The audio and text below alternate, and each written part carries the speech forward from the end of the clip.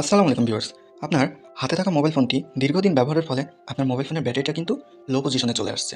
তো কিছুক্ষণ সময় ২-৩ ঘন্টা মোবাইল ফোন চালানোর পরেই কিন্তু আপনার ব্যাটারিটা একদম লো পজিশনে চলে আসছে। তো ৩টা টেকনিকের উপায়ে আপনার মোবাইল ফোনের ব্যাটারিটা, আপনার পুরাতন মোবাইল ফোনের ব্যাটারিটা কিছুটা হলেও আপনি চার্জ সঞ্চয় করে রাখতে পারবেন।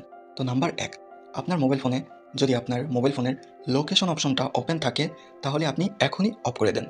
সেই সাথে ব্লুটুথ এবং ওয়াইফাই অপশন যদি ওপেন থাকে, অলওয়েজ ওপেন থাকে, তাহলে আপনি সাথে সাথেই এখনই অফ করে দেন। কারণ আপনার লোকেশনটা যখনই ওপেন থাকবে তখনই আপনি যেখানেই যাবেন না কেন সেখানেই আপনার লোকেশনটা কিছু জায়গা লোকেশন খোঁজার চেষ্টা করবে, আর ব্লুটুথটা কিছু ডিভাইস খোঁজার চেষ্টা করবে এবং ওয়াইফাইটা কিছু ডিভাইস খোঁজার চেষ্টা করবে। তো আপনি এখনই আপনার মোবাইল ফোনের লোকেশন, ব্লুটুথ, ওয়াইফাই আপনি এখনই ওপেন থাকলে অফ করে দেন। নাম্বার ২, আপনি চলে যাবেন আপনার মোবাইলের সেটিংস অপশনে। সেটিংস অপশনে গিয়ে সার্চ বারে আপনাকে সার্চ করতে হবে স্ক্রিন স্ক্রিন রিফ্রেশ রেট।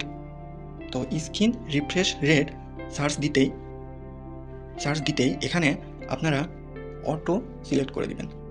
আপনাদের যদি অটো সিলেক্ট না থাকে তাহলে আপনারা এখানে অটো সিলেক্ট করে দিবেন, আর হাই থাকলে আপনারা হাই পজিশনটা কমাই দিবেন।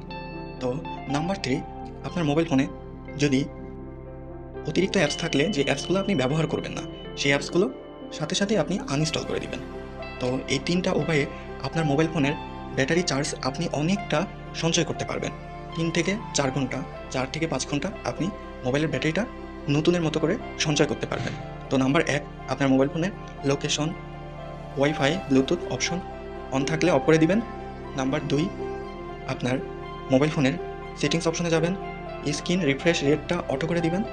নাম্বার ৩, অতিরিক্ত অ্যাপস, যে অ্যাপসগুলো আপনি ব্যবহার করেন না সেই অ্যাপসগুলো আপনি আনইনস্টল করে দিবেন।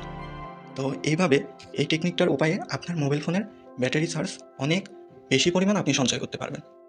তো আজকের ভিডিও এই পর্যন্তই। ভিডিওটা শেষ পর্যন্ত দেখার জন্য ধন্যবাদ। আল্লাহ হাফেজ।